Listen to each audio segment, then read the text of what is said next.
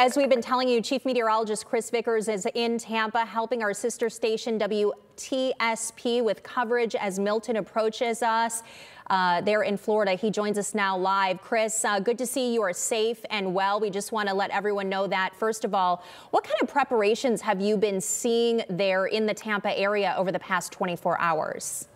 Melissa, it's great to check in with everybody. And yes, I am in a safe location. We are in a secondary broadcast site here down in Tampa that is well inland from that threat of storm surge. The preparations over the past 24 hours to 48 hours have really been immense. Many people that I've talked to said they haven't seen an evacuation like this ever in their lifetime. So safe to say people are heeding the warnings with how serious Milton has become, a major hurricane expected to become a landfalling hurricane as we go sometime late this evening and overnight tonight. Could make landfall as a Category 4 storm with winds to 130 miles per hour. And really many people have been preparing for floods, storm surge, flooding, and the risk of high winds that are going to come in tonight. And Melissa, this is an area that has been battered just weeks ago by Hurricane Helene as well. I find myself Googling a lot about storm surge and how the winds work in a hurricane. I think a lot of people might be doing that, and we hear that this could be the storm of the century for Florida. What is the significance of this? What does this mean? Well, you know, the significance of the storm surge is really one of the more deadly aspects of what we expect with a hurricane. And essentially, with the direction that Milton is approaching the coastline, there's just nowhere for the water to go once that surge reaches the shoreline except onshore and inland. So some areas, especially from about Tampa Bay, more so south toward like Siesta Key and Sarasota, they're in line to see 11 to 15-foot storm surges.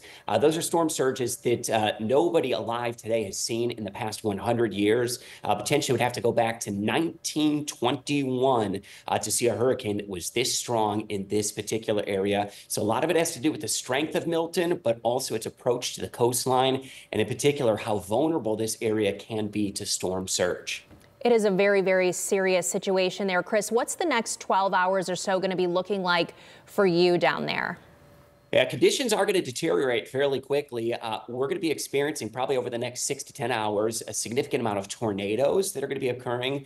Those typically form in the outer bands as a tropical system approaches. There are already numerous tornado warnings across southern and central Florida. So areas well inland from that storm surge. I'm talking this is going to be a storm that impacts nearly the entire state of Florida in some way or another. So we are going to be covering really essentially wall-to-wall coverage is what we call it. We are on air right now. We will go through the duration of landfall and straight through to tomorrow morning. It is really providing some life-saving information that these people down here in southern and central Florida absolutely need to hear and certainly need to heed the warnings. Weather-wise, we expect those tropical storm force winds that will begin likely in the next 4 to 6 hours, and then that will rapidly increase as we go after dark tonight. Milton will make landfall sometime late tonight or early Thursday morning, and the current landfall has this just south of Tampa Bay over towards Sarasota and across Sarasota County. Very densely populated area. All areas that have been evacuated, though, they have hurricane evacuation zones down here. Evacuation zones A, B, and C in many locations have been fully evacuated. So safe to say conditions are going to get worse very quickly later today. But many people that have had the opportunity to evacuate have already done so.